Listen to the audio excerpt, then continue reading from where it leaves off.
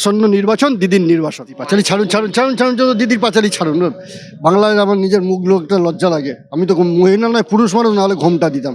দিদির ওই মন্ত্র উচ্চারণ আর দিদির পাঁচালি সব কিছু সবাই শোনে, আর তারা বুঝতে পারে। মাননীয় মুখ্যমন্ত্রী, আপনার কাছে আমি হাত জোড় করে বলছি, আপনি এইটার একটা শিক্ষা প্রতিষ্ঠান খুলুন। কারণ আপনি এত সুন্দর ঢপ দিতে পারেন, এই ঢপের একটা শিক্ষা প্রতিষ্ঠান করুন। আমি আমাদের বাড়ির বাচ্চাদেরকে বলবো যে আপনার কাছে গিয়ে এই শিক্ষার ডিগ্রি, মাস্টার ডিগ্রিটা করবে। আপনি এত সুন্দর করে ঢপ দিতে পারেন, বাংলার মানুষ সেটা নিয়ে নেয়। আপনি লাস্ট নির্বাচনে 2021 সালের নির্বাচনে আপনি যে একটা ঢপের জিনিসটা সুন্দর করেছিলেন, আপনার ঠ্যাং ভাঙার দিতাম। ভোট শেষ হয়েছে, আপনি পাটা নাচিয়ে নাচিয়ে কি সুন্দর নৃত্য করছিলেন। আপনি এই যে ঢপটা দিতে পারেন আর অভিনয় করতে পারেন, দিদি আপনাকে ধন্যবাদ। কাজের জায়গায় কাজ না দিয়ে যদি ভাতা হতো, তাহলে বাংলার যুবক যুবতী ছেলেরা বাইরে চলে যেত না। আর যদি ভাতাই যদি কোনো জিনিসের ঠিক হয়, তাহলে এই যে বলছে কাজ দিতে পারছেন না, ভাতা দিচ্ছেন, এটা তো আপনার লজ্জা হওয়া উচিত। আপনি বলছেন এগিয়ে বাংলা, আর আপনি কাজ দিতে পারছেন না। এর থেকে বড় নির্লজ্জের কি থাকতে পারে? আপনি কাজ দিতে পারছেন না কেন, আর ভাতা দেবেনই বা কেন? ভাতা যদি দিতে হয়, আপনার বাড়ির কাজের লোককে আপনি বলুন তো, আপনার বাড়ির লোক কাজে আসলো, তাকে আপনি কাজ দিলেন, এমনি এমনি পয়সা দিয়ে দেবেন? আপনার বাড়ির লোক, আপনার বাড়ি কাজ করার জায়গা আছে, আপনি কাজ করাবেন না, পয়সা দেবেন? সেটা কি আপনি দেবেন? দেবেন না। কিন্তু আপনি আমাদের পয়সা নিয়ে এই মানুষের মধ্যে দিয়ে 2-4টে আপনার দলের লোককে ভাতা দিয়ে যাচ্ছেন, বা সাধারণ ছেলেদেরকে নষ্ট করার জন্য ছেলে মেয়েদের জীবনগুলোকে সেই ভাতা দিয়ে যাচ্ছেন। এটার থেকে আপনি বিরত হন, বাংলাকে এগিয়ে নিয়ে যান, উন্নয়ন করার চেষ্টা করুন। দিদি গান গেয়েছে, দিদি জানেন আপনারা, মান্না দে, সন্ধ্যা মুখোপাধ্যায়, রবীন্দ্রনাথ, এরা সবাই বলতো দিদির গান শুনে তাদের হতো, তাদের শরীর সুস্থ হতো। অসুস্থ থাকলে তাকে গান গাওয়ার জন্য বলতেন। দিদি একজন কোন লেভেলের সঙ্গীত শিল্পী, একাডেমি অ্যাওয়ার্ড উইনার।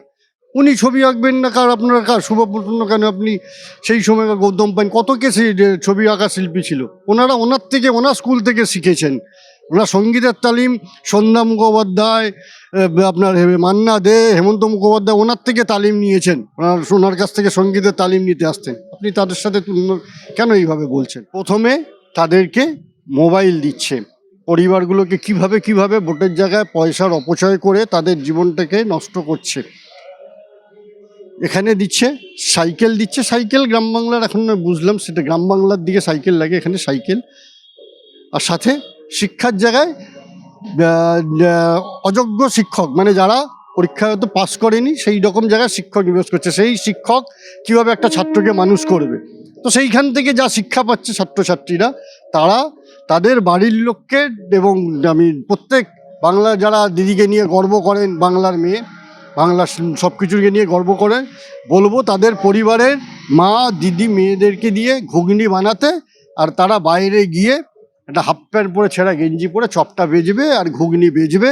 এটা দিয়ে যদি তাদের জীবন চলে যায়, তারা টিএমসির জয় জয়কার করুন। আপনাদের জন্য আমার আশীর্বাদ থাকলো।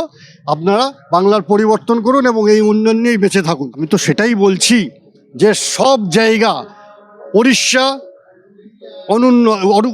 অনুন্নত, বাংলার দিদির চোখে উড়িষ্যা অনুন্নত, ঝাড়খণ্ড অনুন্নত, বিহার অনুন্নত, উত্তরপ্রদেশ অনুন্নত, উত্তরাখণ্ড অনুন্নত, তামিলনাড়ু অনুন্নত, কেরল অনুন্নত, গুজরাট অনুন্নত, ছত্তিশগড় অনুন্নত, মধ্যপ্রদেশ অনুন্নত, সবই অনুন্নত, শুধুমাত্র বাংলা উন্নত। এটাই যদি হয়ে থাকে, বাংলার মানুষ সবাইকে দিদি বলে, সব রাজ্য অনুন্নত, শুধুমাত্র বাংলা উন্নত।